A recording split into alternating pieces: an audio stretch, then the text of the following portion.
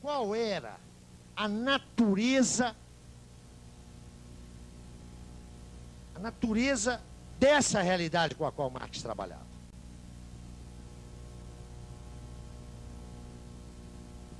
Marx dirá que a realidade sócio-histórica constitui sempre uma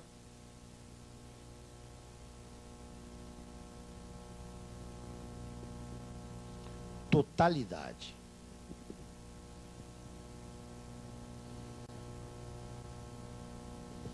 Aqui, pensadores não necessariamente pós-modernos, mas pensadores que abrem o caminho para a pós-modernidade, fazem uma das mais cretinas operações de mistificação. Identificam a categoria teórico-ontológica da totalidade com fenômenos políticos de totalitarismo. Essa operação é de uma desonestidade intelectual assombrosa. Assombrosa. Ademais de ser de uma inépcia teórico-política também assombrosa. Não é? Como se houvesse totalitarismo.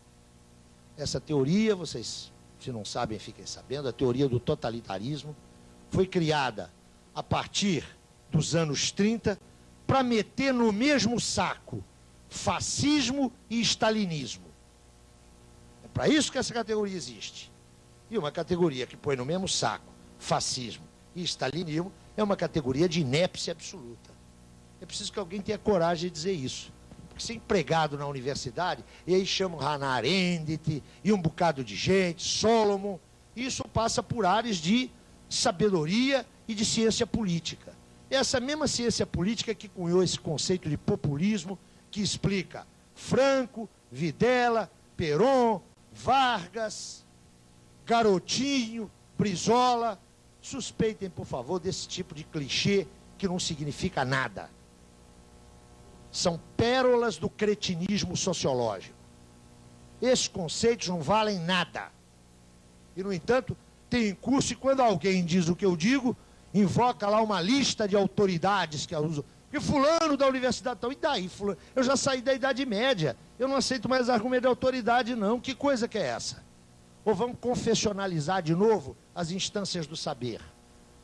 Vocês acham que um conceito que explica, mete no mesmo saco, Perón, Vargas, Videla, Brizola, Garotinho, Franco e Pinochet serve para a mesma coisa?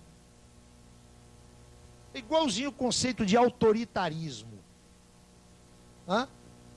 Caracteriza-se a ditadura brasileira como regime autoritário. Isso é elegante, não é? Quero lhes dizer que quem a caracterizou assim foi um falecido sociólogo que em 1975 escreveu um livro que vocês deviam de ler, para depois não se espantarem no que deu esse sociólogo. O livro chama-se Democracia e Autoritarismo, por Fernando Henrique Cardoso. É um livro de 1975, vão lá ler. Regime autoritário, que coisa que é essa? A ditadura brasileira foi um regime autoritário.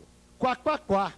É o mais brutal desconhecimento da estrutura e do significado sócio-histórico do que foi a ditadura. Mas isso passa por ciência política. Mas a gente sabe o que a maioria dos cientistas políticos fazem, né? No período eleitoral, eles são chamados para a televisão para analisar os resultados, para contar voto. Ganham muito por isso, até a notoriedade de aparecer no vídeo. E não acertam uma. Né? Não acertam uma. Me perdoe essa irritação, mas entre nós, assistentes sociais, sobretudo, né, fala assim, teoria política, e vai todo mundo lá se dobrar. Preciso fazer a crítica dessas coisas. Essas verdadeiras mistificações sociais. Isso é uma barbaridade. É claro que eu estou fazendo aqui num tom polêmico e rápido, mas tem que sustentar isso com mais densidade. A operação é sinalizar que como a tradição marxista e Marx tem a sua pedra de toque na categoria ontológica da totalidade, daí se transita rapidamente para os regimes totalitários. Seria ridículo se não tivesse graves implicações na formação intelectual das novas gerações.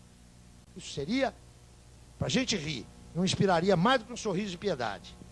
Isso aqui é uma categoria que não é uma categoria política, é uma categoria teórico-ontológica. Para Marx, o caráter de totalidade da realidade sociohistórica não significa que se trata de um todo constituído por partes em interação funcional. Isso aí é o bom para alguns, chato para outros e inútil para mim, funcionalismo que vem de Durkheim e vai se condensar numa certa antropologia que encontrou em Radcliffe Brown, seu principal teórico, e fundamentalmente na sociologia acadêmica norte-americana pós-30. Para Marx, essa totalidade aqui, ó, é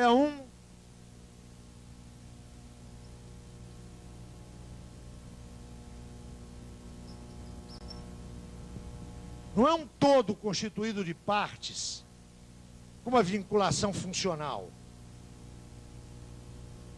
Essa realidade é um conjunto de complexidades. É um complexo de complexos, onde a menor unidade constitutiva é ela mesma de extrema complexidade. Eu brincava aqui outro dia falando, né, que está na moda aí em certos âmbitos, o pensamento da complexidade. Cada um come o prato que lhe parece mais apetecível. Isso não tem nenhuma novidade. A concepção de realidade de Marx, isso é formalizado sobretudo por Lukács, mas está lá no Marx, lembra muito a concepção hegeliana da história da filosofia. Hegel caracterizava lá a história da filosofia como um círculo constituído de círculos concêntricos. A realidade social é uma totalidade de máxima complexidade constituída por totalidades não simples, mas de menor complexidade. Não vamos popar coisa, vamos lá para o grosso, para a explicação do botequim. Não existe sociedade sem indivíduos. Sem indivíduos sociais. A sociedade não é a soma dos indivíduos. A sociedade é o sistema de relações que vincula esses indivíduos.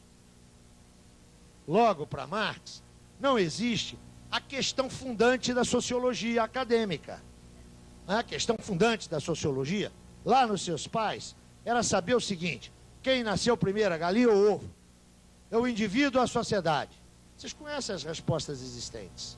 Para Durkheim não tem dúvida nenhuma. Supremacia do coletivo, do social, sobre o individual. E tem gente que acha que essa é a resposta de Marx. Que em Marx há uma dominância do social sobre o individual. Onde é que está escrito isso? Marx começa o texto de 57 dizendo claramente o seguinte: não tem que discutir quem nasceu primeiro, a galinha ou o ovo, essa pergunta é inepta. Só existem indivíduos em sociedade. A menor unidade social, ó, é o indivíduo. Ô coisinha simples o indivíduo social, hein? Não é? A gente nem precisa de Freud, não. Essa unidade social, que é a unidade social básica, é de extrema complexidade. Mas os indivíduos não estão soltos por aí, né? Eles estão numa coisa chamada família. Seja a família de origem, seja a família de constituição. Ou algumas famílias de constituição, não é? Para os mais democratas. A complexidade da família é a soma da complexidade dos indivíduos que a compõem, uma ova. Na ótica de Marx, isso aqui é uma outra configuração. E as famílias não estão perdidas aí. Elas compõem classes sociais. E no interior das classes, diferentes franjas, faixas, camadas. Olha a complexidade das classes sociais.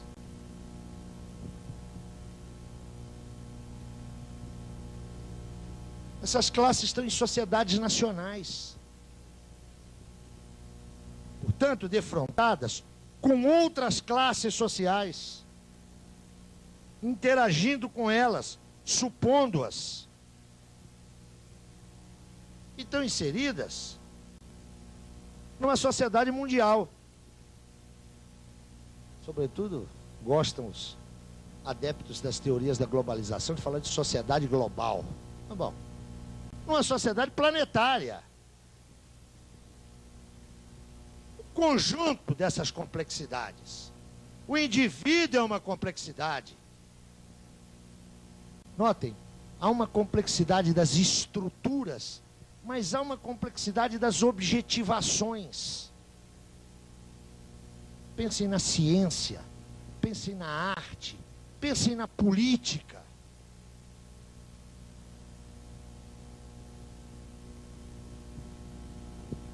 Eu quero duas coisinhas de vocês. Vocês se lembrem desse curso aqui?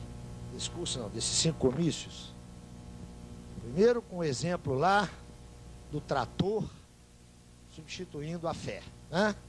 E a segunda coisa é que ninguém pode sair daqui, ninguém pode sair daqui dizendo que Marx é um reducionista econômico, que Marx é um determinista. Vocês não precisam de aceitar Marx, não. Cada um faça a sua crítica. Agora faça uma crítica informada, séria, responsável.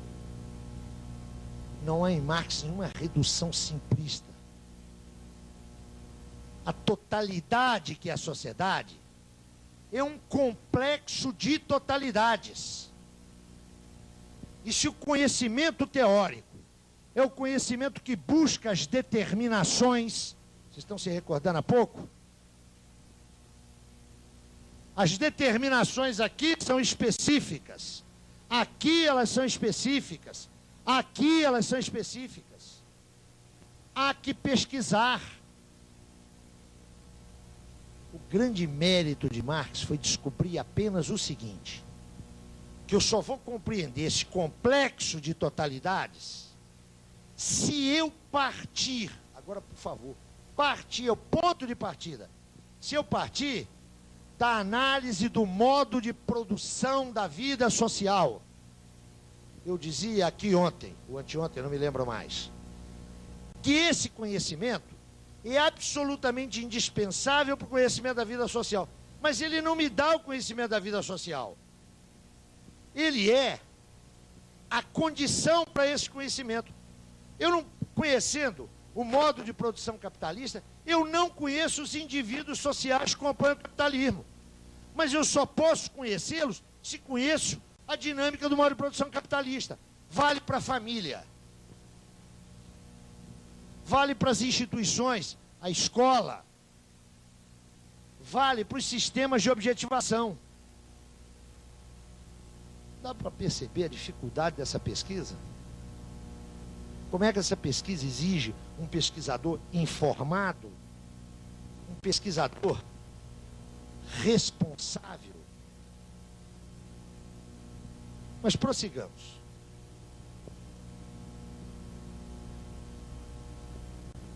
Para Marx não há nada simples na sociedade.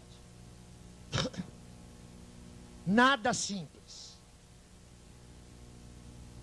As instâncias que compõem a sociedade são sempre complexas. E a sociedade é esta totalidade constituída de outras totalidades. Ela é a totalidade de maior complexidade. Mas essa totalidade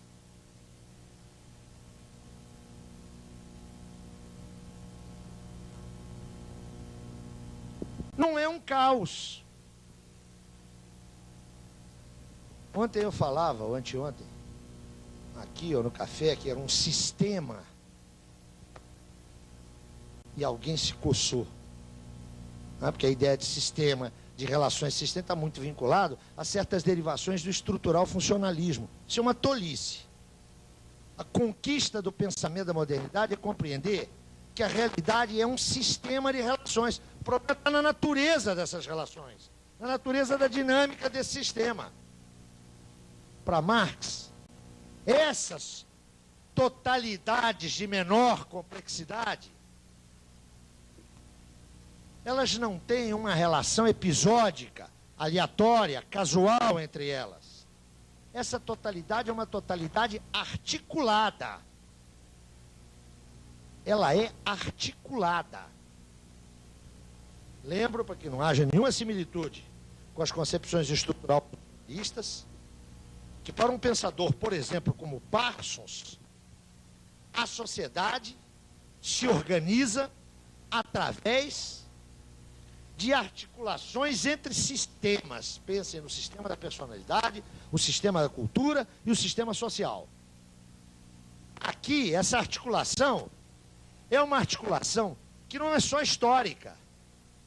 Ela é uma articulação que exige do pesquisador identificar entre as totalidades aquelas ou aquela que ontologicamente constitui o momento da determinação. Essa articulação aqui, ó, significa que entre essas complexidades, mais exatamente, entre essas totalidades que constituem o complexo de complexo que é a sociedade, entre elas vigem relações de subordinação, mas também de coordenação. O que Marx descobriu é que nesse complexo de complexos, que é a sociedade burguesa, o momento ontologicamente determinante é aquele da produção material da vida social. É por isso que Marx começa por ali. Mas atenção, isso não é um dado para todo o sempre. Caberá a pesquisa, caberá a investigação verificar sempre sistematicamente como se articulam essas totalidades. E não tem receita prévia para isso. E é a investigação que pode determinar isso. Vou dar um exemplo banal. Ao tempo de Marx, as esferas de comunicação social eram muito pouco ponderáveis. No capitalismo do início do século XXI. É a mesma coisa que tem ao tempo de Marx? Todas as indicações fáticas apontam que não. Há que estudar isso. O sujeito que lê o Capital para explicar o capitalismo do ano de 2002, eu já disse aqui, vai ter uma explicação extremamente insuficiente. É preciso estar atento para as modificações nessa articulação aqui. Trata-se, portanto, para Marx, de uma totalidade constituída de totalidades de menor complexidade, não mais simples, que se apresentam articuladas, mas, sobretudo, se apresentam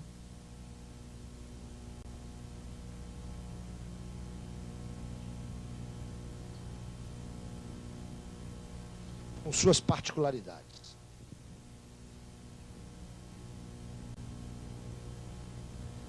As totalidades que constituem a totalidade social não podem ser equalizadas na análise. Elas têm particularidades. Elas são totalidades com naturezas específicas, próprias. Porque se não fosse assim, nós não teríamos um complexo de complexos. Nós teríamos uma totalidade indiferenciada. Isto significa, olhem para cá, por favor, que esse é o pulo do gato, que essas contradições e esses antagonismos não cortam igualmente a sociedade, não cortam igualmente as várias instâncias sociais. Para poder apreender como é que contradições e antagonismos dinamizam essas estruturas que são os complexos constitutivos da sociedade. Para entender isso, para não pensar equalizadamente as várias instâncias, eu tenho que descobrir as suas particularidades. Marx, lá, já em 57, 58, vendo como expressão dessas contradições e antagonismos sociais, uma das suas expressões, as lutas de classes. E na sociedade burguesa, esse sistema de lutas de classes, é importante adentrar que Marx não falava em luta de classes, nem lutas de classe. Marx falava sempre em lutas de classes. Na ordem burguesa, as fundamentais dessas lutas se desenvolvem entre burguesia e proletariado. Marx diz, olha, essa daí é uma força motriz da história. Tudo bem, é uma força motriz da história. Como é que passa a luta de classe na fábrica? Na fábrica, aqui, ó, onde classicamente se produz o valor, é aqui, ó, que se cria a riqueza. A luta de classe aqui toma que forma? É saber quem é que vai ficar com o pedaço maior do excedente. Essa luta passa por onde? Pelo acordo da jornada de trabalho, e é essa que praticamente decide tudo, não é? Por que a classe operária sempre brigou pela redução da jornada? Não é porque ela é preguiçosa. Porque ela sabe que quanto mais ela reduzir o seu tempo de trabalho lá, ela tem a possibilidade de reduzir o tempo de trabalho excedente. Aqui, ó, a luta é saber quem é que vai controlar o excedente. É evidente que essa é a luta, esse é o eixo da luta, mas ela passa por outros caminhos, não é? Controle de parte do processo de trabalho, rigidez, ritmos. Mas o eixo o que é? Saber quem é que vai meter a mão naquilo que não é o consumo da força de trabalho. Esse é que é o pepino. É evidente que aqui, ó, os antagonistas são visíveis, são claros. Esse negócio aqui só tem dois lados. Não tem três não, viu? Olha como os marxistas são atrasados, né? Eles dividem a realidade num lado bom e num lado mau. Haja paciência, não é? Não se trata aqui da luta de bons e maus, não tem nada disso. Se trata de uma polaridade que é factual. Aqui, ó, a luta de classes passa entre o produtor direto e quem se apropria do excedente. Mas e aqui na escola? Luta de classes para aí, passa por aí?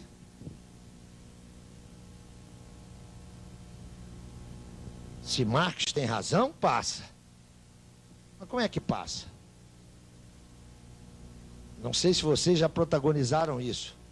Eu estou há muitos anos na universidade, desde estudante, né? No meu tempo, a luta de classes passava por um certo segmento, que aliás hoje até ocupa altos postos no Executivo Federal, passava entre opressores e oprimidos. Opressores eram os professores e estudantes eram os oprimidos. Estou cansado de ver isso no processo, no falso processo de democratização da Universidade Brasileira. Eu sou contra a eleição direta de reitor com voto universal. Eu sou Zé Paulo Neto, RGM 271.207 SSPMG. Sou contra. Aí vem a garotada da esquerdalha, bota a mão na cintura, né? Normalmente aquela minha cabeludona, com aquele vestido hindu, e diz assim para mim, mas que coisa! Você quer eleição direta para presidente da República e não quer a mesma coisa para reitor. É isso mesmo, minha filha. Porque em instância eu escolho um presidente da República pela sua representatividade social e pelo seu programa político. Universidade não é sociedade, não é partido político. Aqui, ó, A mediação é a disputa pelos sistemas de excedente. Aqui, ó, a mediação é outra. É o saber, é o conhecimento.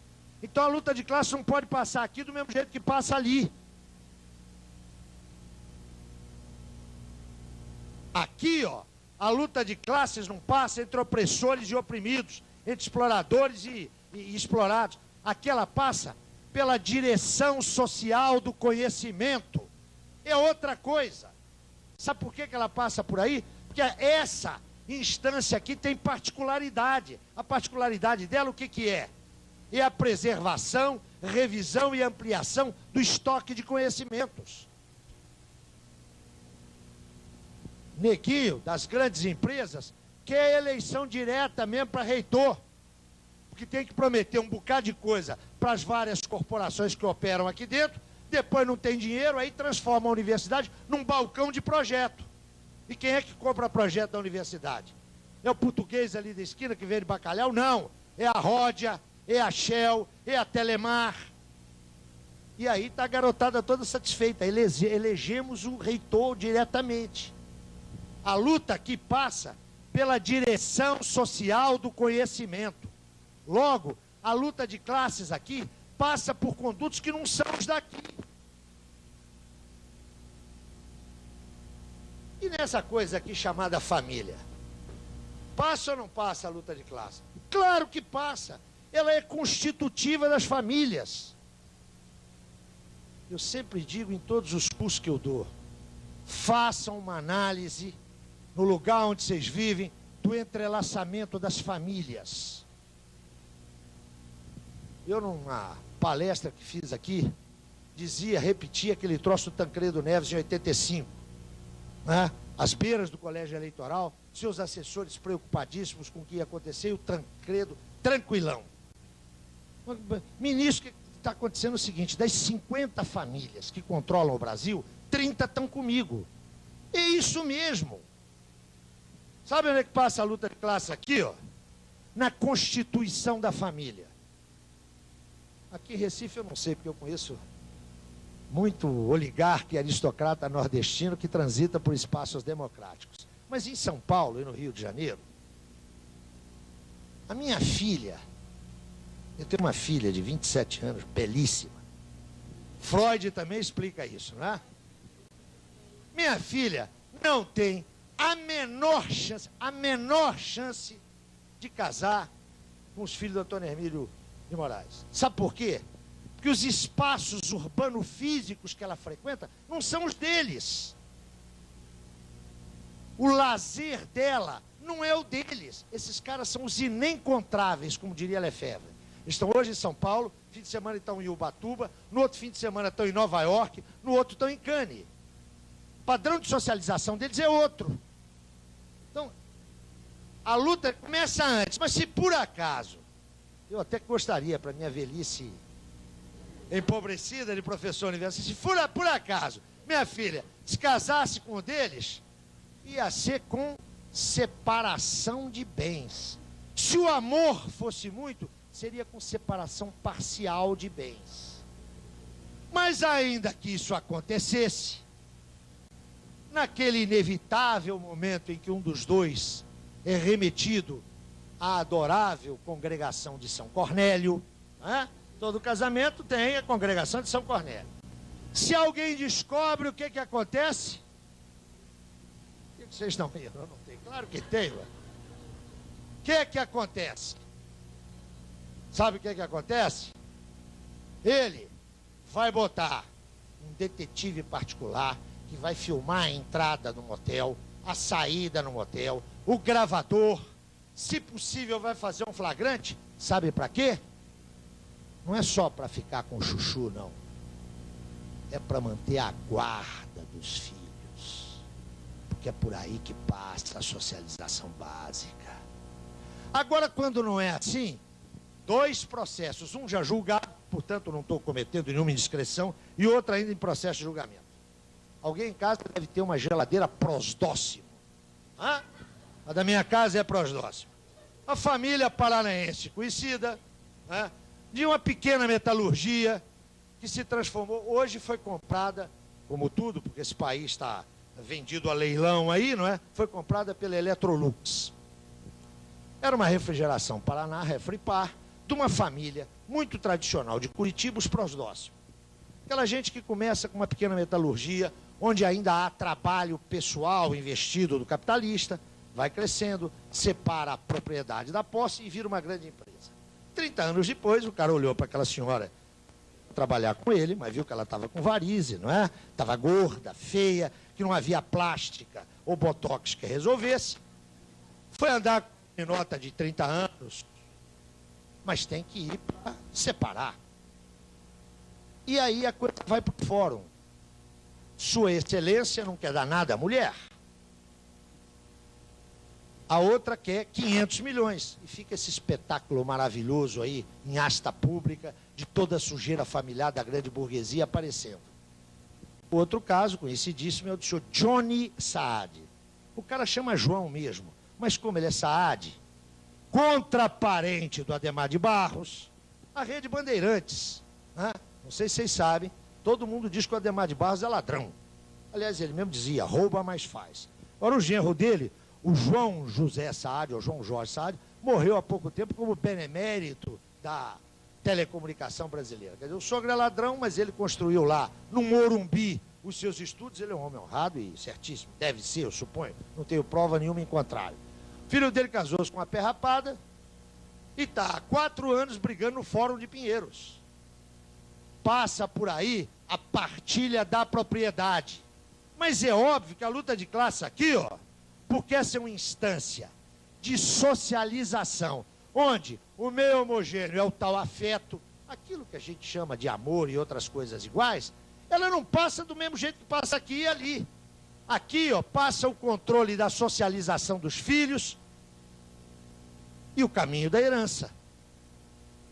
Se eu não levar em conta particularidade disso aqui, eu acho que a luta de classe passa do mesmo jeito do conjunto da sociedade. É evidente que Marx não tem nada a ver com isso. Aqui, ó, o que comanda a forma pela qual a luta de classes atravessa as várias instâncias, as várias estruturas, as várias esferas, é o sistema de mediações dominante.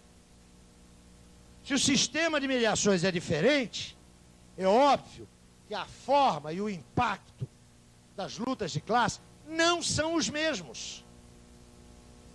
Quem é que decide isso? Ninguém decide, não está escrito. Tem que estudar, tem que pesquisar, tem que encontrar as categorias, ou seja, os traços constitutivos do fenômeno social real.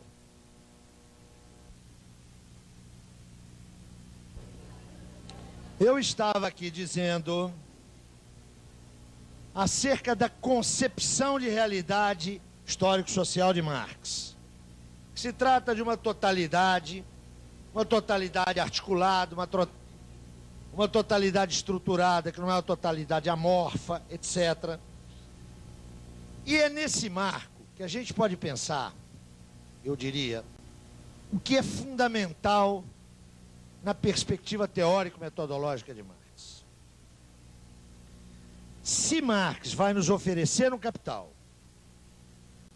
uma teoria, ou o fundamento de uma teoria social, é evidente que aquela caça de mediações, aquela caça de determinações, oferece a ele um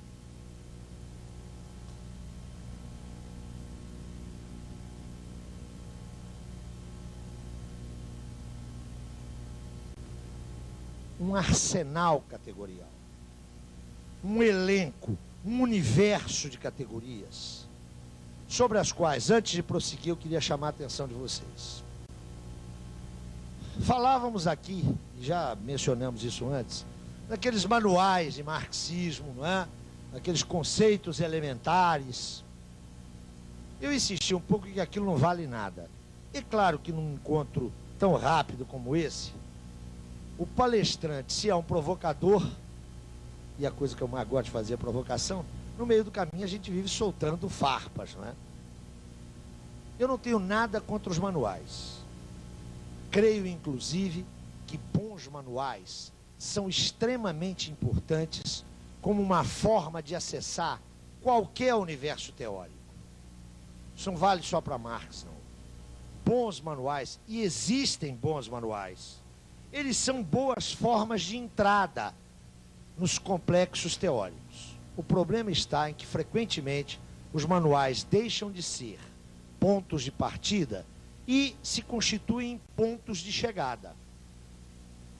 Por que eu estou dizendo isso? Porque quando se fala em marxismo, quando se fala em materialismo dialético, materialismo histórico, vem sempre um conjuntozinho de meia dúzia de categorias que passam a funcionar como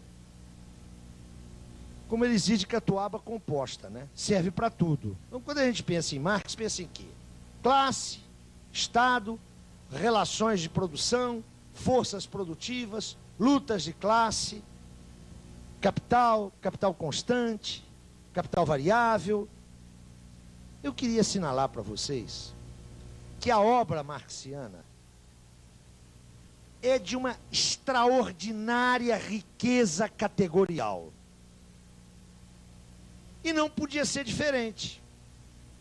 Se Marx consegue nos dar uma análise do modo de produção capitalista, se ele consegue nos dar uma análise da produção material, da vida social na ordem burguesa, se ele faz isso, ele nos oferece uma reprodução ideal daquelas categorias constitutivas desse movimento que, se essa formulação anterior é correta, é extremamente complexa.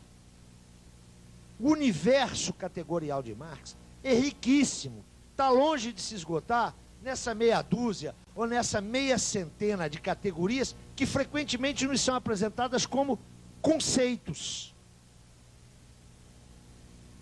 O grande problema, e eu volto à discussão logo quando a gente começou a falar em método, é que Marx, ao contrário de Weber, ao contrário de Durkheim, não se dispôs a sistematizar formalmente essas categorias, porque ele não as retirou do seu objeto e as hipostasiou.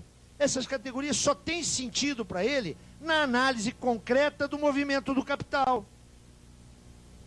Daí o problema dos manuais. O problema dos manuais está em apresentar essas categorias como conceitos passíveis de definições fechadas, o que violenta a própria lógica da investigação marxiana, que nós já insistimos aqui, opera por determinações e pela sua saturação. Ao mencionar essa riqueza categorial, essa extraordinária riqueza material, o que eu quero sinalizar é que é impossível trabalhar com essas categorias tomadas de per se. Eu estou voltando aqui àquela discussão que ficou latente entre nós acerca dos projetos de pesquisa, lembram-se? Dizer, quando a gente entra num doutorado, você faz um projeto de pesquisa e vai discutir com o seu orientador, que põe a mão na cintura e diz, e quais as categorias que o senhor vai utilizar? É evidente, notem, que na medida em que nós somos pós-marxistas, na medida em que nós viemos depois de Marx, nós não temos que ter o trabalho da reconstrução categorial dele. Nós já dispomos dessas categorias. É claro que a nossa pesquisa não pode ser uma pesquisa para verificar se essas categorias estão aí hoje. No máximo que nós faremos com esse tipo de pesquisa é validar ou não a vigência contemporânea dessas categorias. Agora, a pesquisa se faz para fazer o conhecimento avançar e não para reduplicar, ainda que a transmissão de conhecimento seja uma função fundamental da universidade, mas não pode ser a única. A função do pesquisador não é refundar o conhecimento já alcançado. Trata-se de ampliar o estoque crítico. Com isso, o que eu quero dizer? Que esse arsenal de categorias de Marx é absolutamente fundamental para o pesquisador. Mas o pesquisador não tem que enfiar essas categorias debaixo do braço e começar a aplicá-las aos seus recortes, que não são os objetos de Marx. Essas categorias, elas só têm funcionalidade heurística só têm capacidade de desvendar, de nos ajudar a compreender o real, se elas forem utilizadas considerando-se todo o circuito analítico quando elas aparecem. De alguma maneira, a discussão que ontem se esboçou aqui acerca, com a intervenção de Ana, acerca de trabalho produtivo e trabalho improdutivo.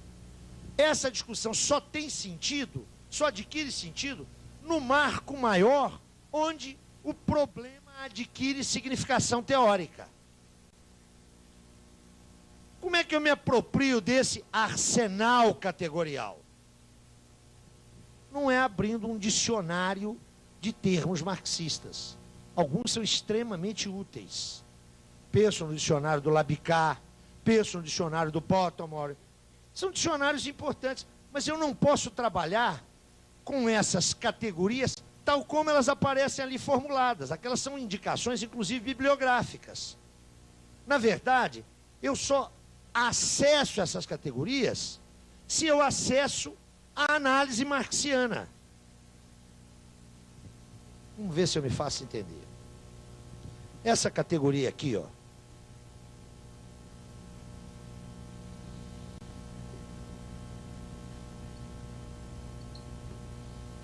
A categoria força de trabalho, ela é descolada do conjunto de outras categorias onde ela adquire sentido, ela se torna um fetiche.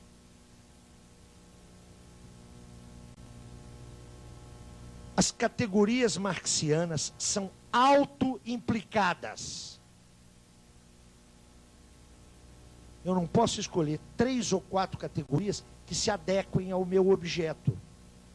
Eu tenho que pensar o meu objeto no circuito social. A partir da sua inscrição nesse conjunto, nesse tecido, nessa malha de relações sociais, e só a partir daí é que eu posso ver a pertinência das categorias que já estão postas. Estão me fazendo entender? É que eu acho isso muito complicado, eu acho que isso não é fácil, não. O que eu estou tentando sinalizar aqui são 2 coisas. As categorias não são externas ao objeto. Isso já foi visto desde ontem. Eu estou querendo sinalizar outra coisa além dessa. E, atenção, isso só vale para Marx, isso não vale para Weber, não vale para Durkheim, não vale para outras tradições intelectuais, só vale aqui. Não basta ter a clareza de que elas são traços constitutivos do objeto, que eu devo arrancá-las do objeto. É preciso ter a clareza de que a sua utilização hoje, quando elas já estão, digamos, formalizadas, eu já tenho as categorias constitutivas essenciais do movimento capital. Não tenho todas, porque há novidades. Esse movimento está em curso, não está esgotado. A cada desenvolvimento da ordem do capital, novas determinações aparecem. A pesquisa tem que buscá-las. A investigação tem que localizá-las. Mas aquelas que já estão constituídas, eu não posso simplesmente me apropriar delas sem levar em conta a sua função nesse conjunto aqui. Ou então eu transformo as categorias ontológicas de Marx em categorias intelectivas que passam a explicar não importa o quê. Por que que essa menção é importante?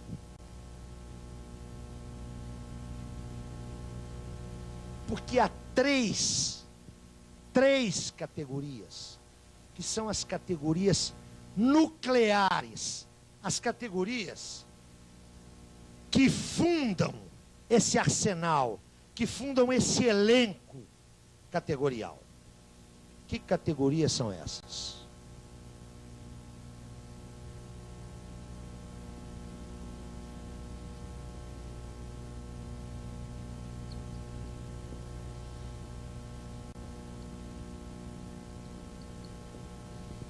São 3. A categoria de totalidade.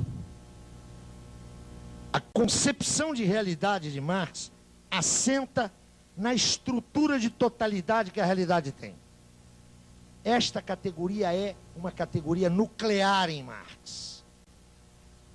Mas ela perde qualquer sentido se ela não estiver imediatamente vinculada à categoria de contradição.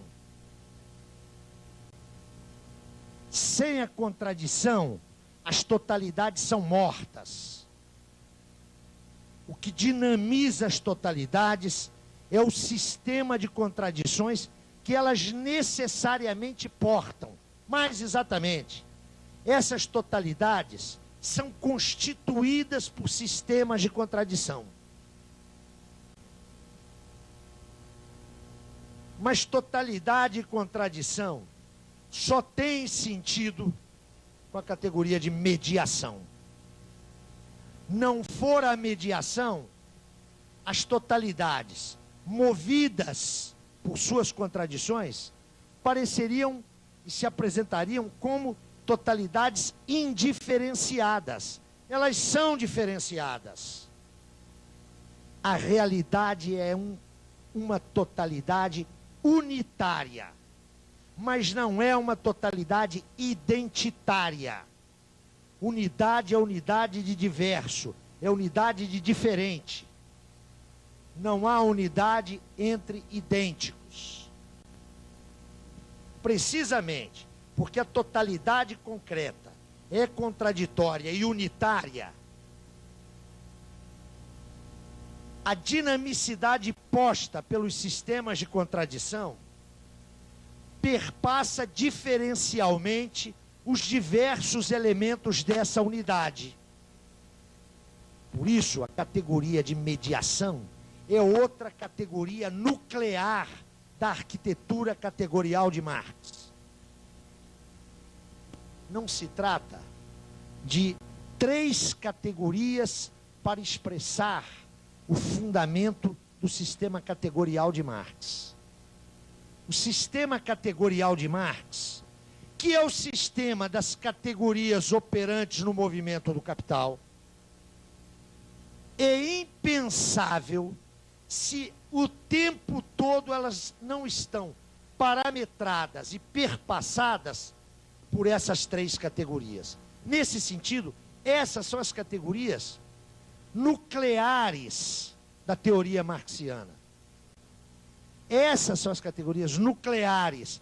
É evidente que nós podemos encontrar toda uma série de outras categorias mais determinantes que outras, categorias mais complexas, categorias mais simples.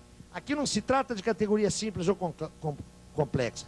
Todas elas são categorias complexas. Entretanto, são elas que determinam a armadura desse sistema. E esse sistema de categorias tem 2 características centrais. Só um minutinho, eu já te passo a palavra, só para completar aqui. Tem 2 características centrais. Ele é um sistema, ele tem caráter sistemático, mas isso não significa que ele é cerrado, que ele está fechado. O seu caráter de sistema é dado pela estrutura de sistema que tem o seu objeto. Ele é um sistema em aberto, não é um sistema à moda hegeliana, onde a lógica das categorias encerra a lógica do movimento. Essa é a primeira observação. E a segunda é que este sistema deve ser sempre verificado. E por que ele deve ser verificado? Porque se o movimento do capital põe determinações novas e, portanto, novas categorias, ele também pode anacronizar categorias que estavam postas centralmente na sua gênese, mas que podem ser lateralizadas, subalternizadas no seu desenvolvimento. Por favor. Reflexão, queria a sua opinião dentro dessa perspectiva aí, que a gente tem isso quando Marx pensou, né, no final do século passado, tá? Mas após ele, vieram outros pensadores recentes, como Foucault, Habermas, né, que apresentam perspectivas de se analisar métodos científicos, né,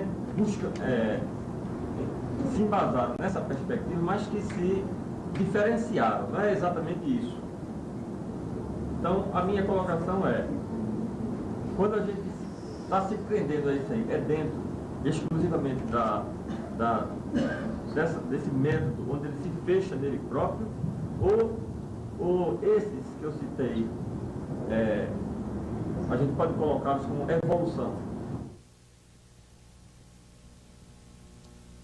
Eu vou exatamente a isso. Acho que essa é uma pergunta fundamental. Se você me der 2 minutinhos, eu volto a isso, só para concluir esse momento da exposição. Eu volto a isso, específico e explicitamente a isso, que acho que é uma questão importante. Vou fazer de conta que não ouvi a tua questão, eu volto a ela. Essa riqueza categorial advém da riqueza do objeto. No fim das contas, o que Marx nos deu? Depois que ele chegou a isso, foi lá estudar, de novo, lembra-se, ponto de chegada e ponto de partida, o que Marx nos deu? Lembre-se, por favor, daquela observação de ontem de inacabada e inacabável.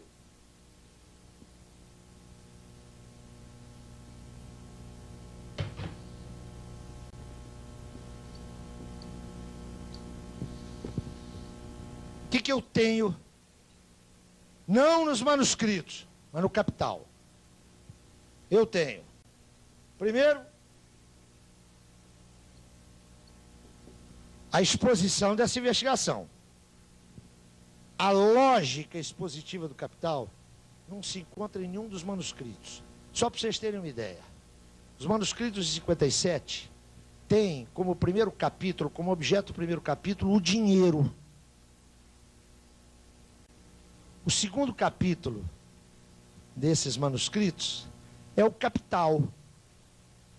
Quando eu vou pegar a estrutura expositiva lá do Capital, nós vamos ver que não tem nada disso, né? A discussão começa, fundamentalmente, em torno de valor e trabalho. Por quê?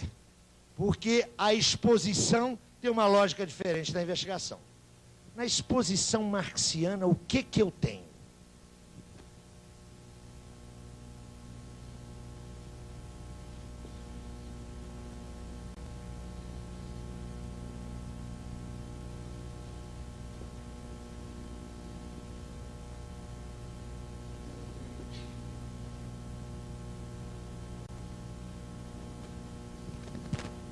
Que eu tenho como teoria, como reprodução ideal, o movimento do capital.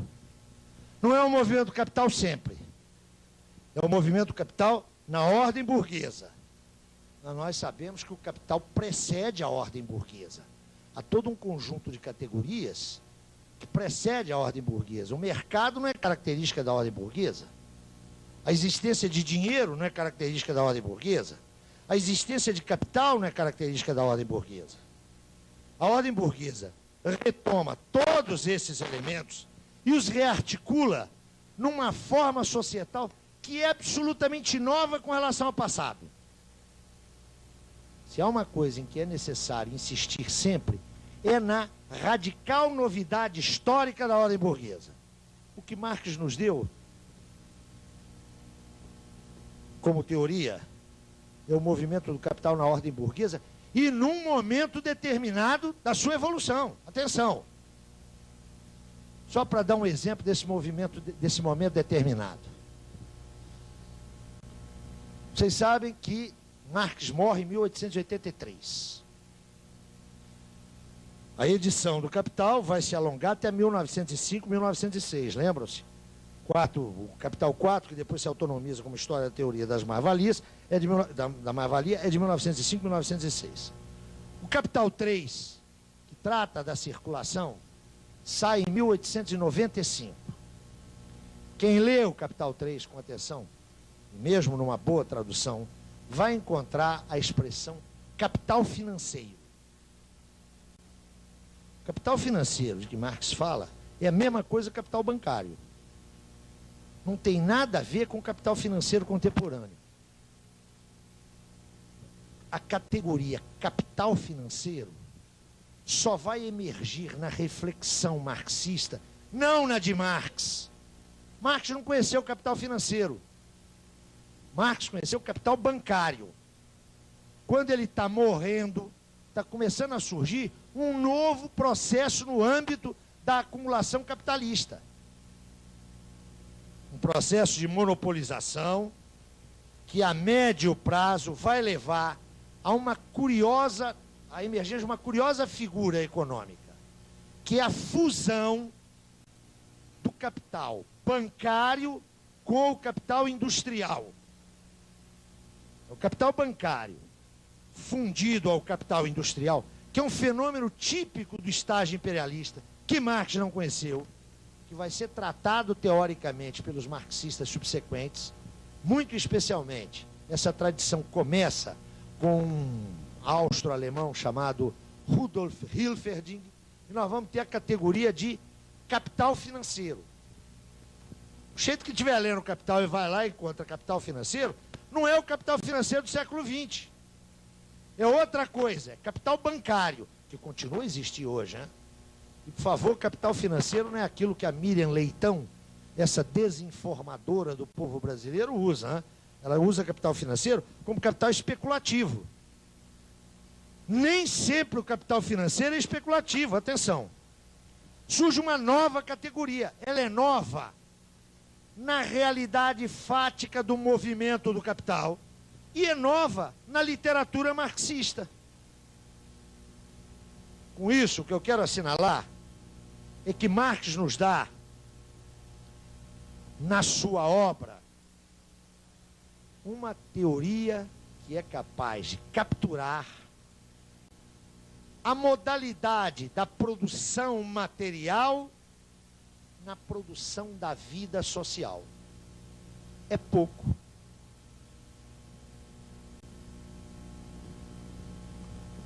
Que coisa engraçada, né?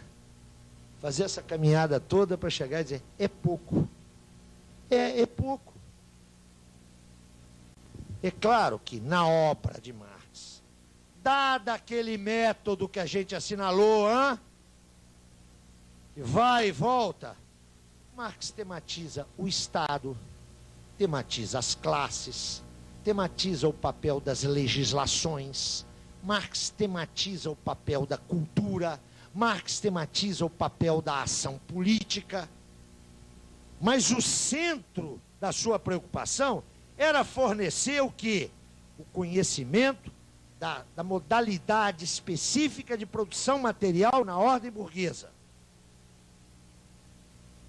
Dá para entender por que é que Engels, no final da sua vida, já sem Marx do seu lado, dizia para os marxistas da época, calma na hora de vocês começarem a analisar os fenômenos estéticos, os fenômenos culturais, os fenômenos políticos.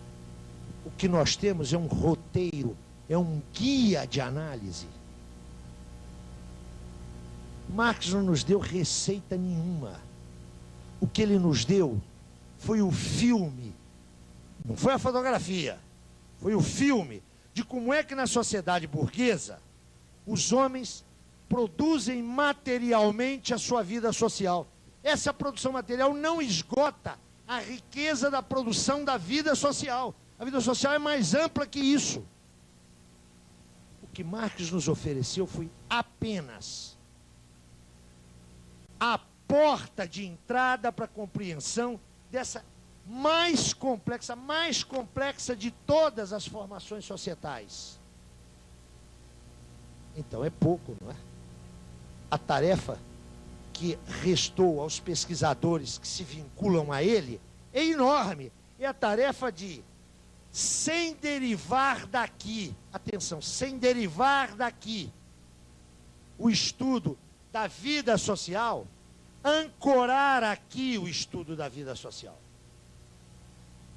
Estamos longe, portanto, daquelas exposições curtinhas, pequenininhas, não é?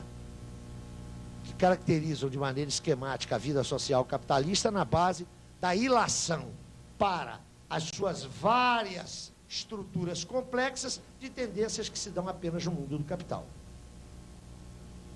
É pouco, eu dizia. É pouco. Mas esse pouco constituiu a maior revolução teórico-cultural desde a Ilustração. É evidente que isso só pode ser útil para quem é capaz, ou não só é capaz, a quem interessa uma compreensão da realidade como totalidade.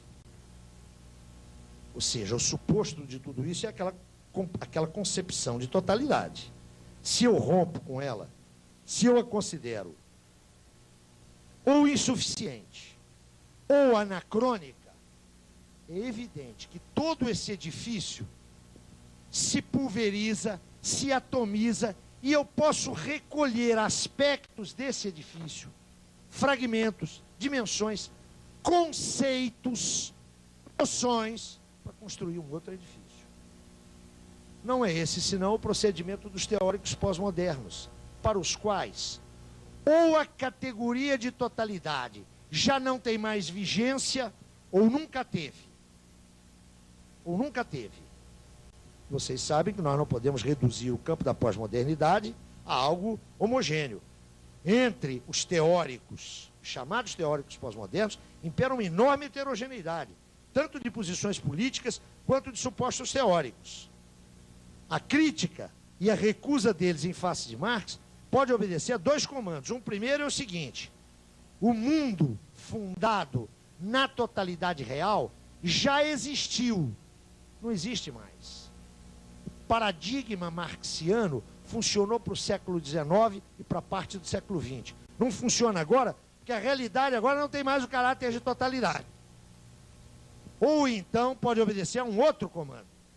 É de que a concepção da totalidade, desde a sua gênese, foi uma concepção falaciosa, uma concepção artificiosa, que não respondia à realidade. A realidade sempre teria sido fragmentária, caótica, um sistema de desconexões.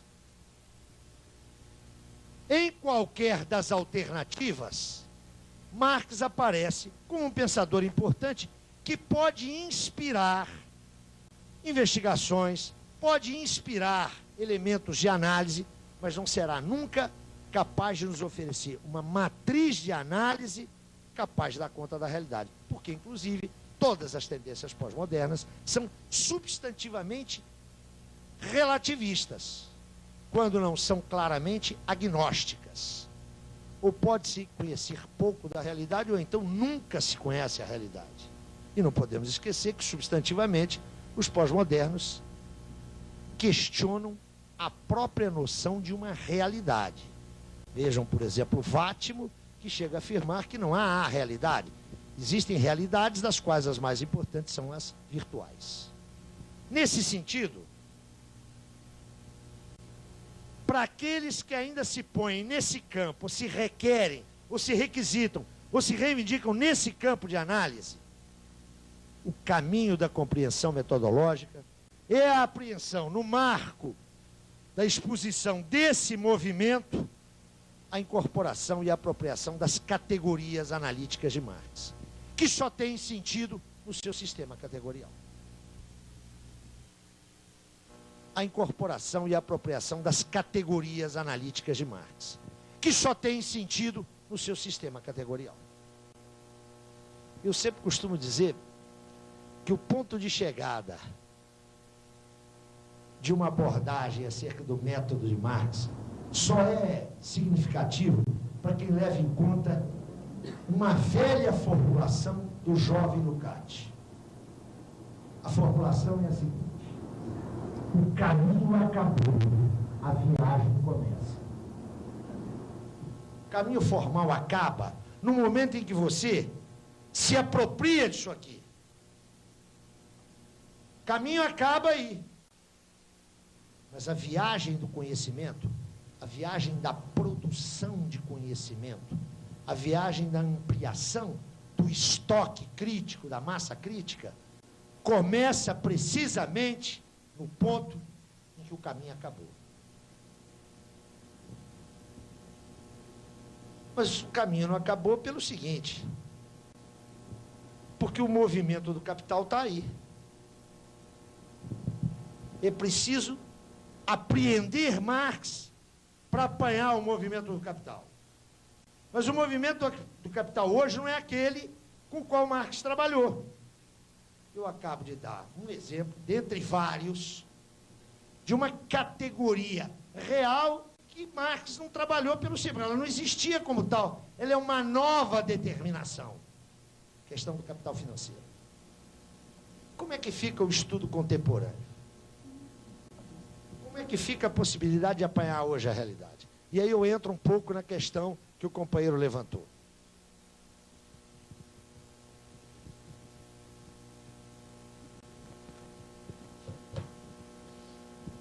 Com quem Marx conversou no seu tempo?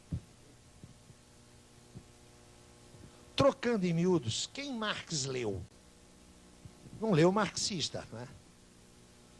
Não havia. Com quem Marx entrou em interlocução? Com quem ele falou?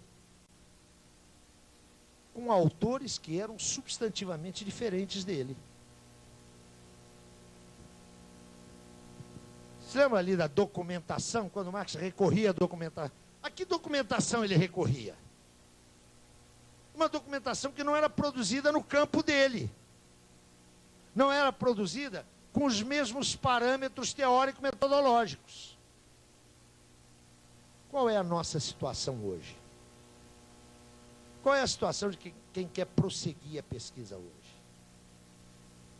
A mim me parece que há dois caminhos, e só dois. Dois não, tem um terceiro que é suicida, mas a gente deve mencioná-lo. Tem o caminho do suicídio. É agarrar lá o que Marx disse, se trancar no que Marx disse e tratar de explicar o tempo presente. Por que é o caminho do suicídio? Porque veda, cancela, interdita a possibilidade de qualquer produção de conhecimento. É o que eu chamo de interpretação talmúdica de Marx, né? A interpretação fundamentalista de Marx. Eu vou dar um exemplo. Tanto no Manifesto do Partido Comunista, que é um manifesto programático, quanto nas obras de Marx, seguramente há pessoas aqui que conhecem isso melhor do que eu, especialmente da área da pedagogia. Marx pensa sempre a vinculação da educação com o trabalho. Isso é uma constante no pensamento de Marx. Isso tem uma razão histórica. Que razão que é essa? A conquista da educação formal pelos trabalhadores. Nesse sentido, Marx fazia coro com a demanda direta dos trabalhadores no seu tempo, não é? O dia tem 24 horas, 8 horas para trabalhar, 8 para descansar, 8 para se educar, 8 para estudar. Marx pensa a educação sempre vinculada ao trabalho. Se você traz essa discussão para hoje, eu penso que ela está muito complicada. É muito difícil você sustentar isso, né? Na verdade, o que nós queremos hoje é uma extensão máxima do tempo de não trabalho. Isso não significa que você não tenha uma educação que esteja socialmente orientada para a valorização do trabalho. Atenção, não é isso. Mas em Marx há frequentemente uma identificação forte da educação orientada para o trabalho com uma orientação que combine atividades de trabalho. Eu, pessoalmente, estou convencido que isso é uma maluquice.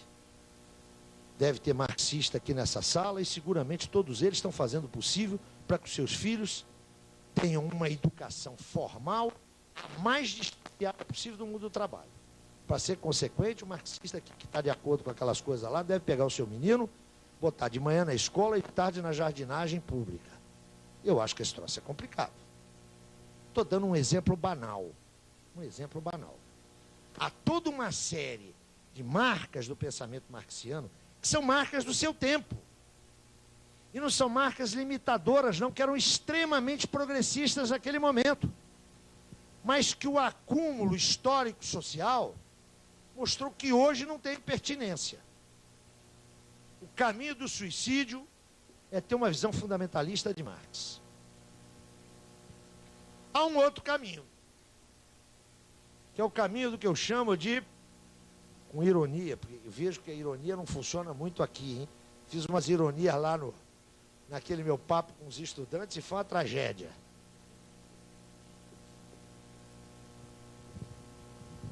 É o chamado marxismo aberto, né? heterodoxo. É muito engraçado, né? Valoriza-se muito a heterodoxia num tempo em que a Inquisição acabou. Hoje não há nada de mais agradável do que ser heterodoxo. Claro, não tem custo nenhum, né? Hoje, ser heterodoxo é up to date. É o dernier cri da intelectualidade independente. O marxismo ortodoxo é dogmático, fechado, cerrado em si. Então, vamos nos abrir às influências de todos os ventos do pensamento. Esse marxismo aberto é aquele que, em face, por exemplo, de um Habermas, me diz o seguinte: eu não tenho um tratamento exaustivo na tradição marxista daquilo que Habermas chama de razão comunicativa. Não tenho. Isso é verdade? É verdade. Ora, já que eu não tenho, e Habermas é um pensador indiscutivelmente do espectro político progressista, que todo mundo sabe que é, Habermas é um democrata, embora tenha sido, em 68, um dos caucionadores da ideia de fascismo de esquerda, né? Não sei se vocês sabem disso. Em 68 explode a crise universitária e aquele libertário, que era o Adorno, chama a polícia para os estudantes. Habermas, sem fazer uma defesa explícita de Adorno, diz que naquele momento havia um fascismo de esquerda. Eu acho isso, no mínimo, complicado. Mas, independentemente desse episódio, a trajetória de Habermas é a trajetória de um democrata e de um democrata progressista. Nunca foi fácil ser democrata na chamada República Federal da Alemanha. E Habermas sempre foi. Como Habermas tem essa discussão elaboradíssima, eu não tenho essa discussão na tradição marxista, está resolvido o meu problema. Eu incorporo Habermas. Não há na tradição marxista, pelo menos eu não conheço, a gente tem que levar em conta aí a minha ignorância, uma discussão sobre os universos concentracionários, suas lógicas específicas. Parece claro que Foucault tem uma contribuição a esse respeito. Como eu não tenho isso na tradição marxista, eu incorporo. Eu não tenho uma discussão específica sobre a cultura do espetáculo. A tradição marxista não enfrentou como tal, pelo menos até final dos anos 50, princípios dos anos 60, hoje isso já existe, é preciso situar isso historicamente. Eu não tinha uma elaboração marcada sobre a indústria do lazer e a cultura do espetáculo. Eu vou lá no Guy Debord, ele me dá isso. Eu posso multiplicar isso. O resultado disso aqui é uma salada eclética que atende a todos os gostos. Eu diria que essa é a moda contemporânea acadêmica, universitária. É aquela perigosa lógica que orienta um personagem de Molière, Monsieur Jourdain. Je prends mon bien ou je le trouve. Eu apoio aquilo que me interessa onde eu o encontro.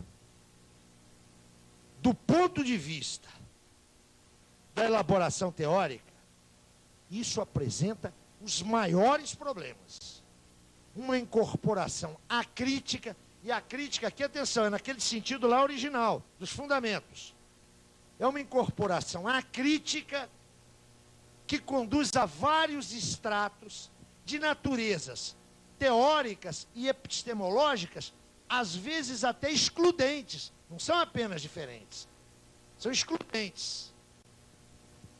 Penso que, se esse aqui é o caminho do suicídio, esse aqui é o do sucesso imediato e prático, mas que não conduz a uma ampliação, em absoluto, não conduz a uma ampliação de massa crítica de forma sistemática e coerente. Mas atenção, tem um suposto aqui no que eu estou falando.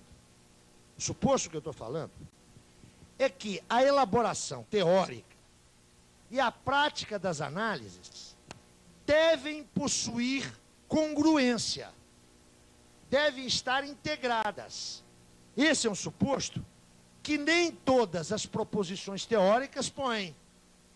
É um suposto, por exemplo, alheio à preocupação pós-moderna.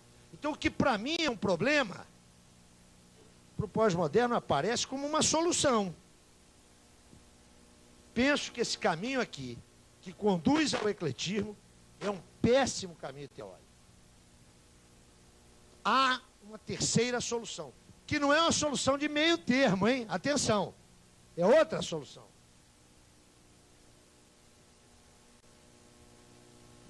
É a solução do que eu chamo de incorporação crítica. Comecei dizendo que Marx lia quem? Marx não lia os seus iguais. Marx lia não só os diferentes, mas os seus antagonistas. Notem, não só os diferentes, mas os seus antagonistas. Eu estou convencido, eu, Zé Paulo, estou convencido. Agora veja, a questão que você me põe é uma questão que eu não posso responder, eu não posso até fundamentar teoricamente a resposta, mas não é uma resposta consensual, nem mesmo na tradição marxista. Depende da tua interpretação de Marx. Eu estou convencido, Debord eu não direi, eu estou convencido que Habermas é um grande pensador. Estou convencido que Foucault é um pensador representativo. Preciso observar bem como é que eu estou caracterizando aqui. Habermas é um grande pensador. Foucault, para mim, é um pensador representativo. Até porque não tem um Foucault só, né? Tem vários. Eu lembro para vocês que o Foucault dos anos 70 tem muito pouco a ver com o Foucault dos anos 60. Quem leu Foucault com atenção, lembra-se do final do seu livro, das suas primeiras obras, do seu livro mais importante, que é As Palavras e as Coisas, Le Mots et les Choses. Como é que Foucault termina? Termina dizendo o seguinte: a tarefa das ciências humanas não é encontrar o sujeito, é dissolver o sujeito. O Foucault dos anos 70 está encontrando sujeito em tudo enquanto é canto, né? É um outro Foucault. Acho que Foucault é um pensador representativo. Habermas é um grande pensador. Mas, acho que esse é um dos problemas da nossa formação. Quando a gente lê bem Nietzsche, sobra pouco o trabalho de Foucault, né? Foucault é impensável sem Nietzsche. Mas eu não tenho nenhuma dúvida de que Habermas e Foucault, com estatutos diferentes, são interlocutores importantes. O que eu vou fazer com eles? Eu vou primeiro recuperar as questões que põem. As questões que eles põem são legítimas, são pertinentes ou são falsas questões? Eu estou convencido, no caso desses dois pensadores, estou me atendo aos que você citou, há questões extremamente legítimas e pertinentes que eles levantam.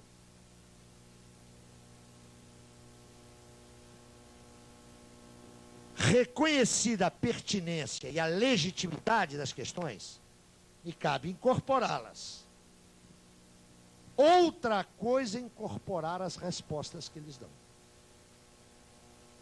Aqui, ó, olha aí para cá, se incorporam as questões e as soluções dadas. Aqui se incorporam as questões e eu devo procurar respondê-las com os recursos heurísticos que eu tiver. Se não tiver, eu tenho que criá-los. Não se trata de incorporar as suas respostas. Não sei se me faço entender. Isso implica o quê? Um diálogo constante com esses pensadores, mas, ao mesmo tempo, uma crítica constante às soluções e mesmo às questões. Pode ocorrer... Deixa eu ver se eu não vou dizer nenhuma besteira aqui agora, tem que pensar um pouco. Quantas questões, eu não tenho dúvida nenhuma. Desses dois pensadores, eles colocam questões pertinentes. Eu acho que um dos grandes... Iane, meu querido mestre, sempre costumava dizer, olha, o problema de boa parte dos marxistas é que eles só leem marxistas. Essa crítica do Iane me parece inteiramente pertinente, não é? Você tem que ler o que é diferente, caramba. Porque é um pressuposto no conhecimento, na produção de conhecimento, né? Que é o pressuposto de que o oponente pode ter razão. Se você fecha isso, se você acha que o seu oponente ou o seu diferente, a partida não tem razão, aí não há discussão teórica. É impossível o avanço teórico. Então, o primeiro trabalho é, eu tenho que ler Habermas e lê-lo bem. Segundo trabalho, se eu não quiser entrar nessa incorporação aqui, eu tenho que estabelecer a crítica dele. Não sei se clarifico o que penso disso. Agora, é claro que é muito fácil você falar isso aqui, né? O complicado é fazer. Nós estamos aqui num domínio muito prescritivo. O domínio do que deve ser. Agora, como é que você faz isso? Quero lembrar uma coisa para vocês. E no caso destes dois, isso é verdade. Embora Foucault recusasse claramente o que vou dizer aqui agora, né? Eu falei de provocação para Marx, não é só para Marx, não, para mim também. Existe doido, existe doença mental. Foucault não ia coçar os cabelos porque ele não os tinha, era careca, não é? Mas ele de cara ia dizer que isso aí é o exemplo de um autoritarismo que vai favorecer uma sociedade disciplinar. Mas tudo bem. Nenhum desses dois está naqueles casos extremos que nós mencionamos, não é? Nenhum dos dois é um falsário de ideias, pelo contrário, eram pensadores subjetivamente sinceros, e nenhum dos dois era louco. Logo, a sua elaboração deve traduzir algo de realidade. O que me cabe é encontrar isso. Agora, é claro que isso é difícil. Isso é a prática da construção teórica, que é sempre elaboração crítica. Eu estou aproveitando o gancho da pergunta dele para dizer algo que a mim me importa mais. Quer dizer o seguinte: se Marx só nos deixou aquilo, aquela monumental revolução, qual é o meu papel hoje? Eu diria que o meu papel é esse aqui, ó. O meu não é do Zé Paulo, não, né? O meu é do pesquisador. Eu tenho que entrar em interlocução com os outros acerca do problema que eu estou estudando. O que disseram? Qual é a massa documental existente? Submeter essa massa documental à crítica e fazer análise de processo real.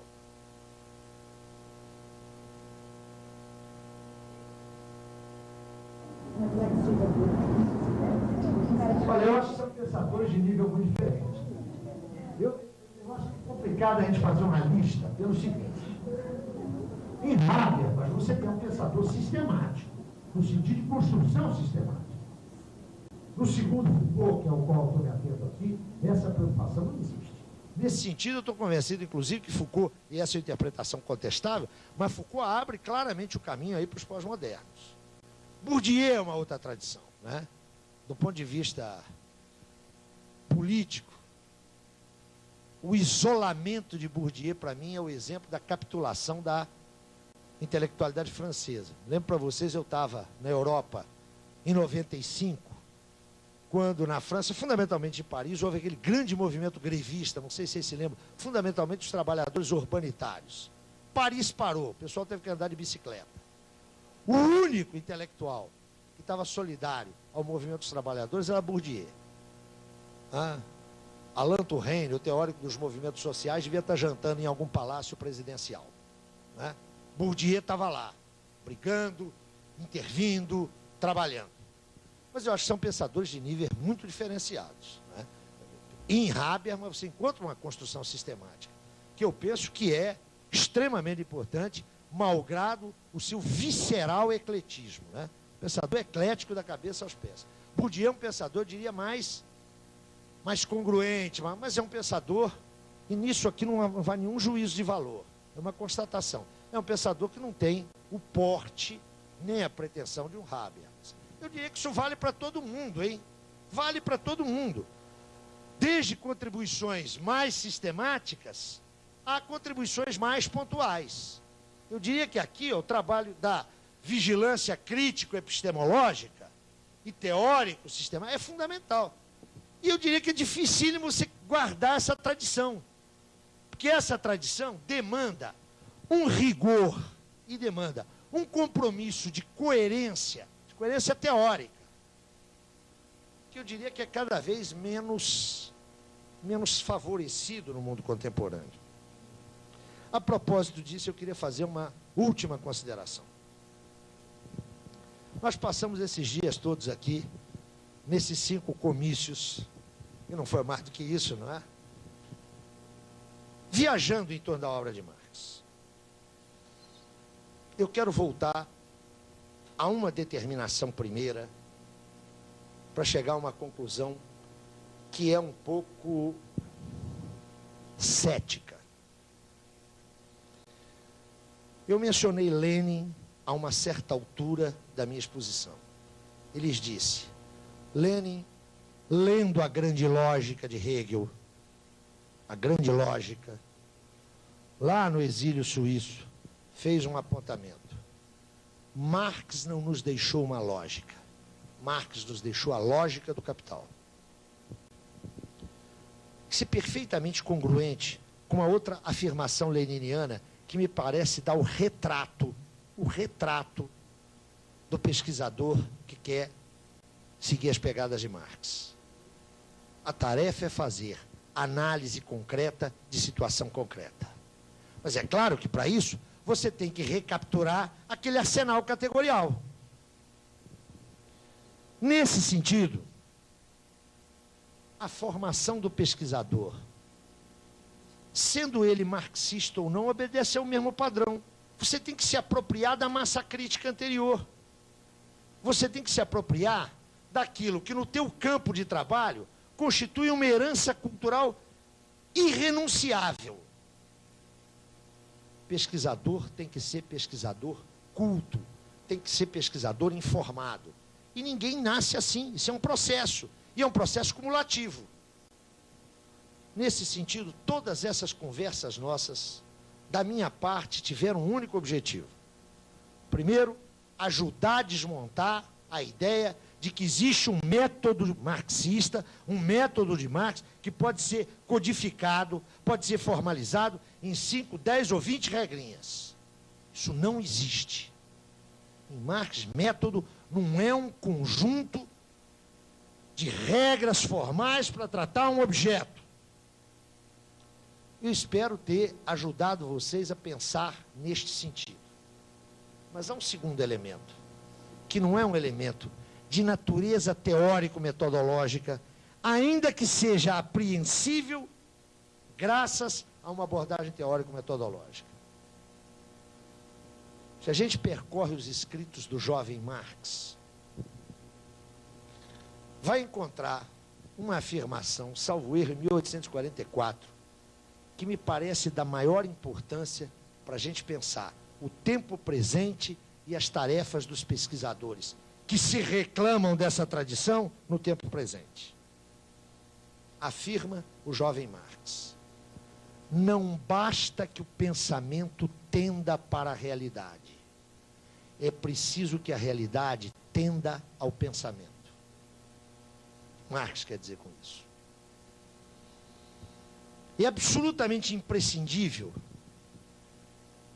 que o pensamento, que a teoria, que a preocupação do investigador tenda para o real, queira apreendê-lo, queira capturá-lo, queira reproduzi-lo. O grande pensador, qualquer grande pensador, só o foi porque pensou o seu tempo. Lembrem-se de Drummond. O tempo é a minha matéria. O tempo presente, os homens presentes. Isso é norma nos grandes pensadores. Foi assim com Marx, foi assim com Hegel, foi assim com Weber, é assim com gigantes do século XX. Mas diz Marx, não basta isso. Não basta que o pensamento queira apreender a realidade. É preciso que a realidade favoreça essa apreensão, que a realidade favoreça esse movimento do pensamento. Até porque esse movimento não é um movimento individual, não é um movimento pesquisador A, B ou C. É um movimento que está tecido socialmente. O nosso tempo presente, a nossa realidade, favorece um pensamento que tenda para a realidade? Eu posso estar enganado, mas a quadra histórica que se inaugura a partir dos anos 70, e notem, em todos os quadrantes. Eu brinquei muito aqui com a queda do muro, vocês lembram? O muro caiu, estou convencido, caiu para o lado errado. Caiu em cima de mim, mas caiu. Do outro lado do muro, as condições também não eram as mais adequadas para a pesquisa do real. Não cabe aqui uma aproximação crítica sequer sumária ao que foi o chamado socialismo real, o mal chamado socialismo real. Mas nos dois lados do muro se privilegiava, por razões de natureza econômico-política, se privilegiava um conhecimento que requer apenas um movimento prático mental. De um lado ou do outro, e agora já não tem outro lado, é num lado só, se privilegia o quê? Se privilegia o movimento que é capaz de permitir uma manipulação da realidade, seja da realidade material, seja da realidade sócio-histórica. Lembram da minha brincadeira com o dinheiro hoje? A gente sabe manipular o dinheiro, sabe mexer com ele, sabe ganhá-lo, sabe especialmente perdê-lo. Mas o que é o dinheiro? Esse exemplo vale para tudo. No domínio da nossa vida cotidiana, no domínio do nível cotidiano da nossa vida, a maior parte das nossas atividades tem esse sentido. A gente vai sair daqui, vai pegar a chave do carro, vai acionar o botãozinho, há um circuito eletrônico que vai liberar as portas, a gente vai entrar, vai meter a chave na coluna de direção, vai girá-la, vai acionar o acelerador, vai meter o pé na embreagem, vai botar a primeira, vai sair e vai circular muito bem. Sem saber absolutamente nada de como é que funcionam esses circuitos. Sem saber absolutamente nada acerca de quem produziu isso. Como foi produzido, como é que isso chegou aqui. É claro que no plano da cotidianidade, nós desenvolvemos automatismos que são necessários à nossa reprodução. Imagine vocês, se antes de sair do hotel, eu pegando a minha nota de R$20, ou de R$10, ou de R$5, me indagasse, o que é o dinheiro? Qual é a minha... Eu não ia sair do hotel, é claro. A nossa vida cotidiana demanda esses automatismos. Ela exige, a sua estrutura assim o impõe. O problema é que essa estrutura é transladada ao comportamento da razão. Ela é transladada ao comportamento da razão. E é por isso que o nosso tempo é pouco propício, muito pouco propício, ao movimento deste pensamento em sua direção. Não é por acaso que o que é dominante hoje no mundo cultural obedeça a 3 matrizes. Todas elas não apenas compatíveis, mas autoimplicadas.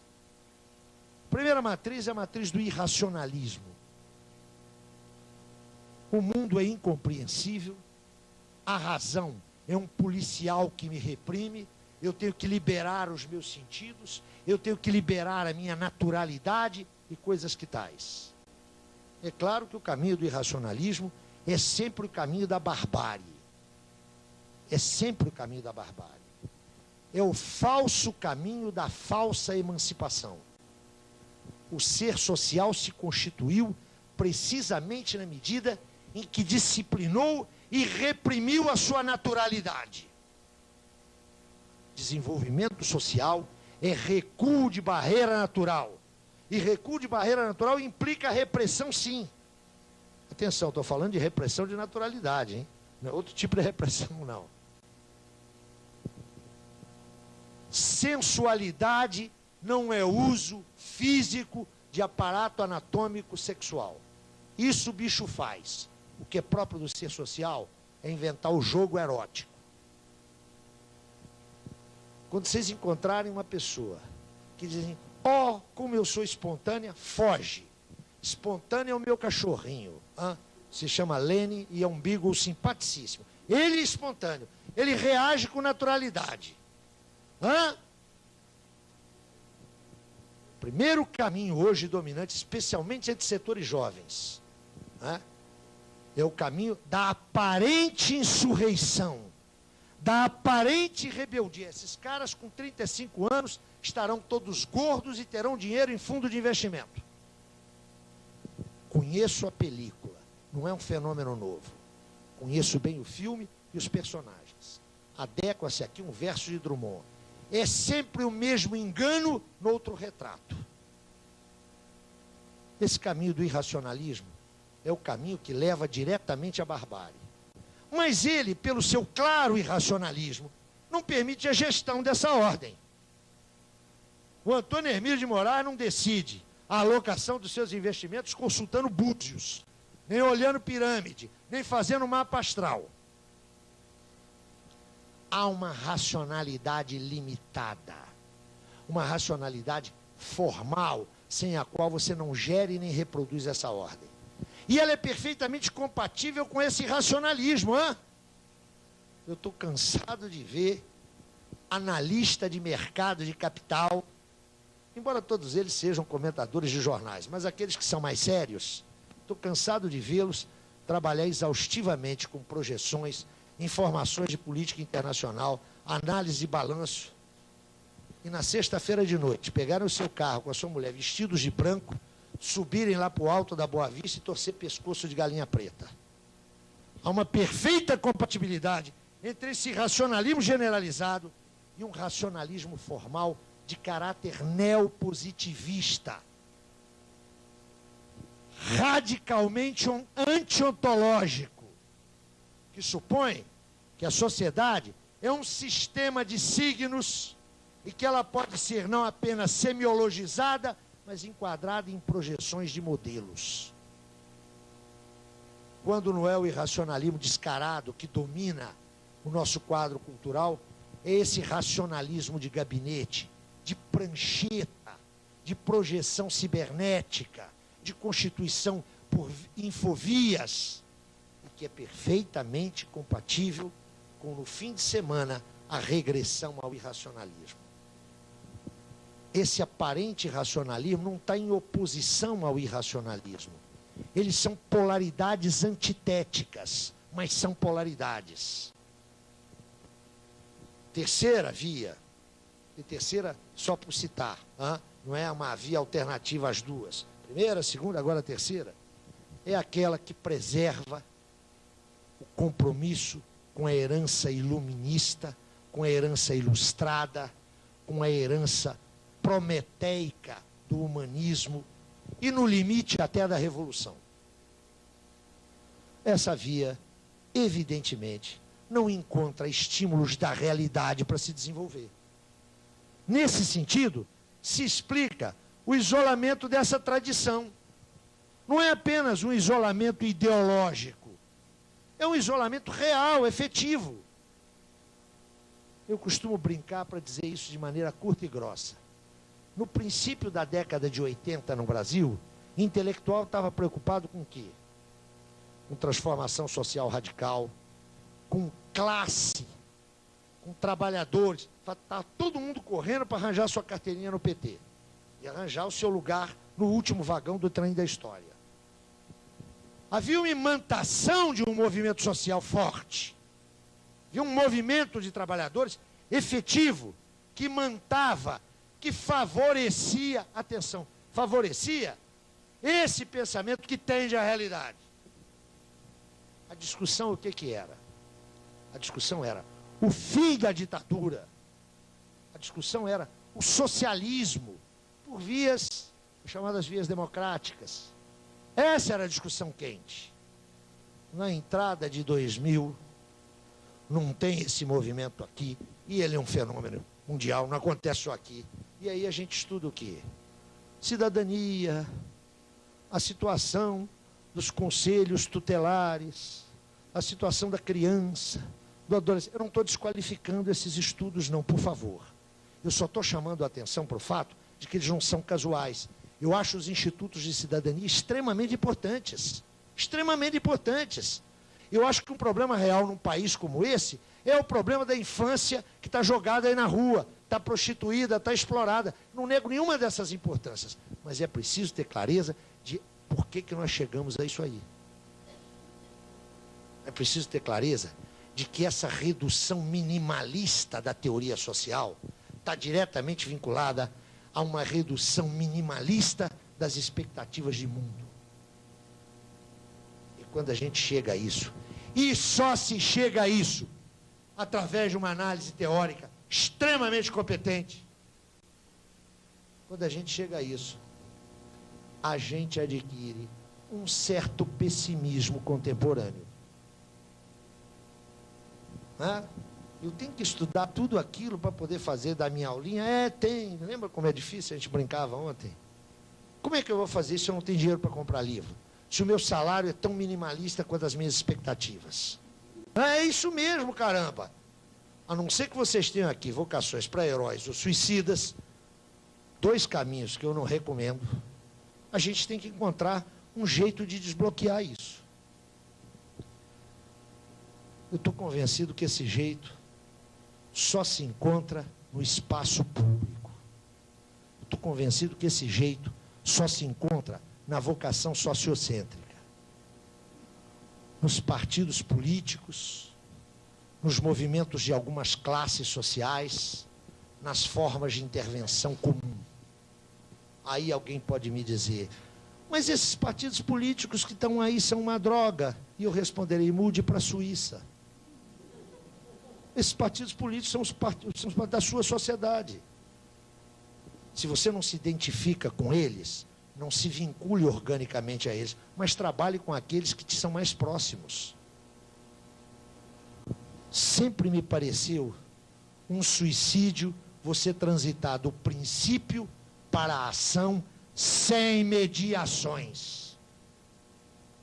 Ontem eu almoçava com um grupo de companheiros, mais que alunos, companheiros, embora tenham sido minhas alunas, e uma delas me dizia, mas você não fala em comunismo. Não fala em comunismo. Para que eu preciso falar em comunismo? Eu quero ganhar aqui a compreensão para um método de pesquisa. Dele não deriva uma ação política. Ele tem implicações políticas, mas dele não deriva uma ação política. Quem faz política com princípio está condenado ao isolamento. Como não tem nesse país nenhum partido que expresse os interesses de vanguarda históricos da classe operária, eu não vou fazer nada. Não vou votar no Lula, não vou votar no Zé Serra, porque eles não expressam o meu programa teórico. Nós não estamos discutindo a direção da academia nem do conhecimento. Nós estamos discutindo a gestão imediata da vida de 174 milhões de pessoas. Não há princípio teórico que justifique isso. Porque não há princípio teórico digno desse nome que se possa contrapor a essa humanidade. Vocês sabem por que Marx é genial? Eu vou lhes dizer. Não foi só porque ele descobriu que onde há trabalho assalariado, sempre há exploração. Não é por isso que Marx é genial, não. Se ele tivesse feito essa descoberta, nós íamos lembrar dele nos manuais, nos compêndios. Marx é genial porque, tendo descoberto isso, cria a Associação Internacional de Trabalhadores com um bando de reformistas do lado dele. Bando de reformistas. Caras que não queriam destruir o capitalismo, não. Queriam reduzir a jornada de trabalho. E quando se conquista a redução legal, lá no papel da jornada de trabalho, sabe o que ele escreveu? Essa é a primeira vitória da economia política do proletariado, do trabalho, contra a economia política do capital. provavelmente alguns de vocês esperariam que Marx dissesse: continua a exploração. É claro que continua a exploração. Enquanto houver capital e trabalho, haverá exploração. Ele foi grande porque ele foi capaz de vincular suas descobertas teóricas a uma ação política possível. A uma ação política possível. Marx, aquele que descobriu que onde há trabalho comandado por capital, é trabalho explorado, é trabalho alienado. É o mesmo Marx que foi lá para a Associação Internacional dos Trabalhadores, sentou ao lado de descarados reformistas e saudou a legislação que limitava a exploração, não é que abolia não, só limitava, como a primeira vitória da economia política do trabalho contra a economia política do capital. É isso que dá a genialidade de Marx. Essa é a nossa tarefa. Exigência teórica mais rigorosa possível. A ação política é mediada pelas possibilidades de conjuntura. Quem não tiver isso na cabeça não vai fazer bem nenhuma das duas coisas. Porque eu só posso fazer essa crítica aqui, ó, olhem para cá, essa incorporação crítica, se eu estiver interagindo com o outro.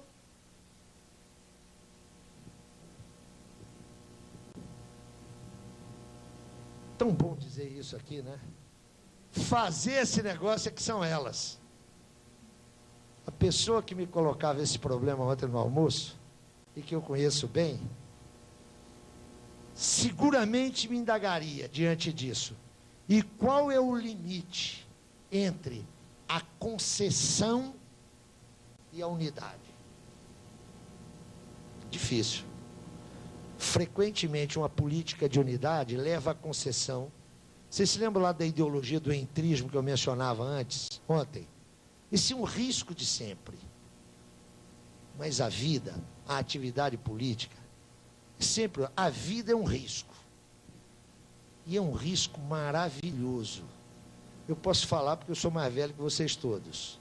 Nisso aí eu tenho experiência. Né? Esse risco é um risco maravilhoso.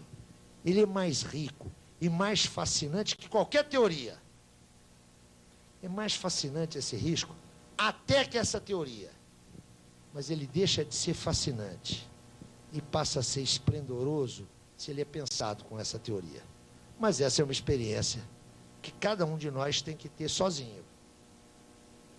E embora a vida seja social, a sua inferência na particularidade do indivíduo singular é sempre uma conquista individual, sempre. Também aqui, a viagem acaba e o caminho começa. É sempre assim. Isso é lá na teoria, é aqui na escola, é aqui na saída agora, onde eu vou dizer para vocês, caramba, são 1h30, eu viajo daqui a pouco, onde eu vou dizer para vocês que eu queria agradecer a oportunidade que a coordenação de pós-graduação do Rio de Janeiro e daqui de Pernambuco, porque é um convênio entre duas baronesas do serviço social, uma está sentadinha, caladinha lá atrás, que é a minha chefe, é a doutora Nobuko Kameyama. O serviço social é o matriarcado mais rigoroso. A outra baronesa está aqui, que é a Ana. Eu queria agradecer as duas que articularam esse... Palmas para as duas. Mas queria agradecer, sobretudo, a vocês que penaram aqui todos esses dias. E queria lhes pedir 3 desculpas. Que não são desculpas demagógicas nem formais de fim de festa, não. Muita gente queria conversar comigo, aproveitando a oportunidade de uma indicação bibliográfica, uma opinião, e frequentemente uma piruada, né? O professor universitário o que faz é piruar, né? E eu não tive tempo, atendi algumas pessoas com muita rapidez, espero que não tenha sido rispidez. Queria dizer que a coordenação aqui, institucionalmente, tem forma de me localizar, tem o meu e-mail. Eu não vou dizer para vocês que eu respondo, porque abrir esse mecanismo, para mim, é uma dificuldade, né? Quando eu não tenho alguém do meu lado para dizer, olha, abre essa porcaria, mas quando eu abro, eu normalmente abro uma vez por mês, eu costumo responder. Quero dizer que eu estou à disposição de vocês para a gente conversar, mas a primeira desculpa era da rapidez disso. A segunda desculpa, e eu peço que vocês considerem isso, eu vim preparado para encontrar um grupo de 30 pessoas para fazer pequenas exposições e a gente discutir inclusive documento. É um pouco mais de 30 pessoas que há aqui. Então eu tenho clareza de que eu tratei certos pontos à machadada. Eu tenho clareza disso. Mas foi uma opção que fizemos aqui, discutindo inclusive com a coordenadora daqui. De qualquer maneira, a bibliografia sugerida dá a vocês elementos para avançar. Eu até vou me propor fazer o seguinte, eu vou mandar, semana que vem, aqui para a coordenação, uma bibliografia de referência. Cobrem, por favor, da professora Ana. Eu vou mandar uns 30...